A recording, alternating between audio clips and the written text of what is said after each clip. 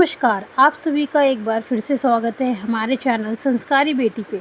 हिंदू धर्म में सभी पूर्णिमा का अपना अपना महत्व है। आषाढ़ माह के शुक्ल पक्ष की पूर्णिमा तिथि को आषाढ़ पूर्णिमा कहते हैं और उस दिन आषाढ़ पूर्णिमा मनाई जाएगी। इस दिन लोग भगवान विष्णु, माता लक्ष्मी, चंद्रदेव और शिव जी की पूजा करते हैं। आषाढ़ माह की पूर्णिमा के दिन गुरु पूर्णिमा मनाई जाती है। हिंदू धर्म में गुरु को ईश्वर के समान माना गया है। गुरु के आशीर्वाद से जीवन तर जाता है। गुरु एक ऐसा शब्द है जो ज्ञान, प्रेरणा और मार्गदर्शन का प्रतिबिंब है। गुरु वो होते हैं जो अंधकार में प्रकाश लाते हैं, ज्ञानता को दूर करते हैं और जीवन का सही मार्ग दिखाते हैं। व्यक्ति करियर में हर सुख और सफलता को प्राप्त करता है। गुरु के प्रति सम्मान प्रकट करने के लिए ही आषाढ़ माह की पूर्णिमा के दिन को सर्वश्रेष्ठ माना गया है। आषाढ़ माह की पूर्णिमा को गुरु पूर्णिमा कहा जाता है और इसे व्यास पूर्णिमा और वेद पूर्णिमा के नाम से भी जाना जाता है, क्योंकि इस दिन वेदों के रचयिता महर्षि वेद व्यास जी का जन्म हुआ था। पूर्णिमा हिंदू धर्म का महत्वपूर्ण त्योहार है। गुरु पूर्णिमा पर स्नान दान के अलावा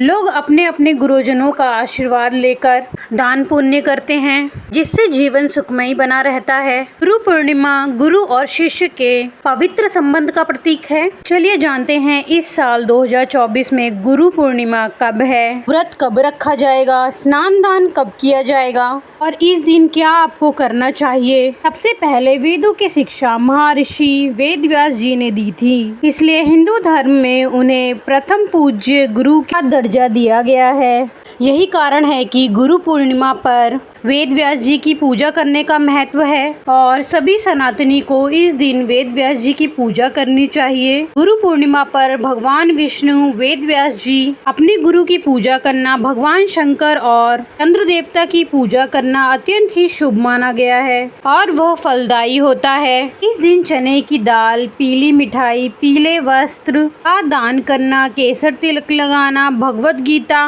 का पाठ करना, श्री लक्ष्मी नारायण मंदिर में नारियल अर्पित करना बहुत ही शुभ माना जाता है। गुरु पूर्णिमा का दिन इसलिए भी खास होता है क्योंकि इसके अगले ही दिन से सावन का महीना प्रारंभ हो जाता है और सावन का महीना देवों के देव महादेव को समर्पित है। सावन का महीना शिव को बहुत ही प्रिय है। गुरु पूर्णिमा के दिन सुबह जल्दी उठकर स्नान करना चाहिए। स्नान अगर पवित्र नदी में करे तो बहुत अच्छा है।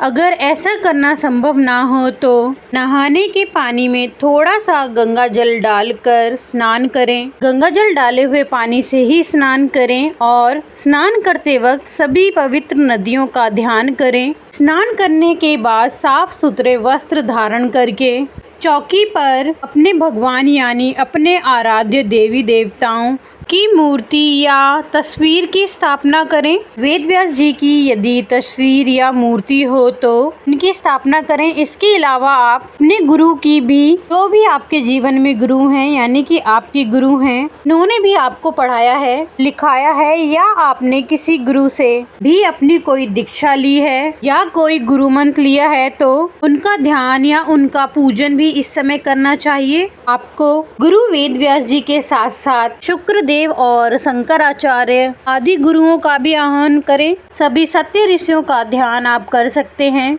गुरु परंपरा सिद्धिदम दास पूजाम करिष्ये, इस मंत्र का जाप करें। अगर आपके जीवन में कोई गुरु नहीं है, आप किसी को गुरु बनाना चाहते हैं तो आज उनके घर जाकर उनका पूजन करें और उनके चरण छूकर उनका आशीर्वाद लें। पूर्णिमा की रात में माँ लक्ष्मी के साथ चंद्र देवता की भी पूजा करें। जो लोग उपवास रखना चाहते हैं उन्हें उपवास रखने का संकल्प लेकर दिन भर सच्चे मन से उपवास रखना चाहिए और मन में कोई भी बुरी भावना ना लाएं। व्रत के दिन व्यक्ति को मन शांत और भगवान में लीन रखना चाहिए। इस दिन सत्यनारायण भगवान की पूजा करके कथा का पाठ भी किया जा सकता है और गुरु पूर्णिमा व्रत की कथा का भी आपको पाठ या श्रवण अवश्य करना चाहिए और इस दिन माँ लक्ष्मी जी को सफेद रंग के फल, मिठाई या खीर आदि अर्पित करना चाहिए। चंद्रदेव को रात के समय चंद्र उदय होने पर जल अर्पित करने के बाद खीर या सफेद मिठाई का भोग लगाकर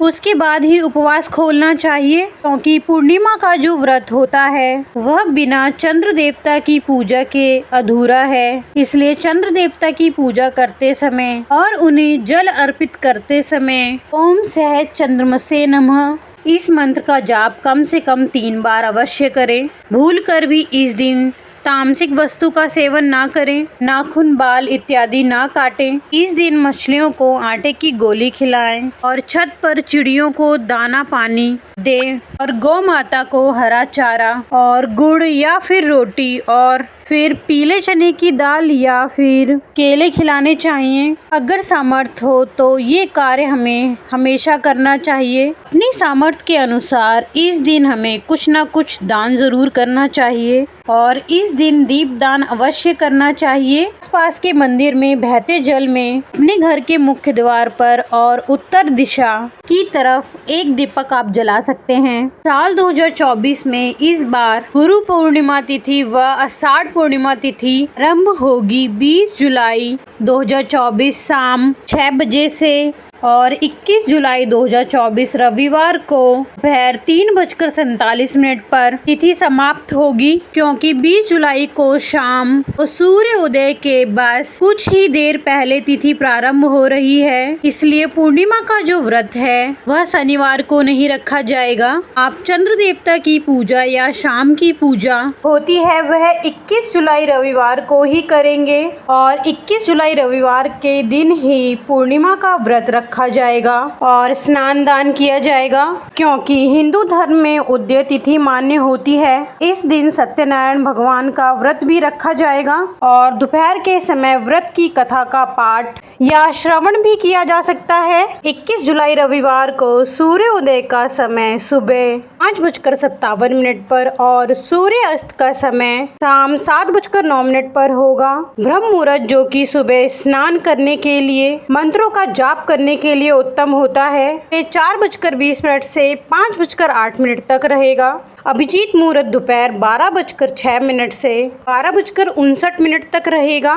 इस मुहूर्त में आप भगवान सत्यनारायण की कथा सुन सकते हैं। अमृत काल का समय शाम 6:15 से 7:45 तक रहेगा और अमृत काल में आप शाम की पूजा करके इसी शुभ मुहूर्त में आप व्रत का पारणा भी कर सकते हैं। राहु काल दोपहर 4:30 से 6 बजे तक रहेगा। 21 जुलाई रविवार को चंद्र उदय का समय शाम 7:31 पर होगा, तो जो चंद्र देवता की पूजा की जाएगी 7:31 के बाद से अमृत काल की समाप्ति से पहले पहले आप कभी भी कर सकते हैं। इस व्रत का पारणा भी कर सकते हैं। यह थी आज की वीडियो। हमारे चैनल पर इस दिन गुरु पूर्णिमा की व्रत कथा और सत्यनारायण भगवान की व्रत कथा भी सुनाई जाएगी। सभी से अनुरोध है कि कथाएं भी अवश्य सुने। आपको ये जानकारी कैसी लगी कृपया कमेंट करके बताएं और हमारे चैनल संस्कारी बेटी को लाइक एंड सब्सक्राइब करें। धन्यवाद। ओम नमः शिवाय।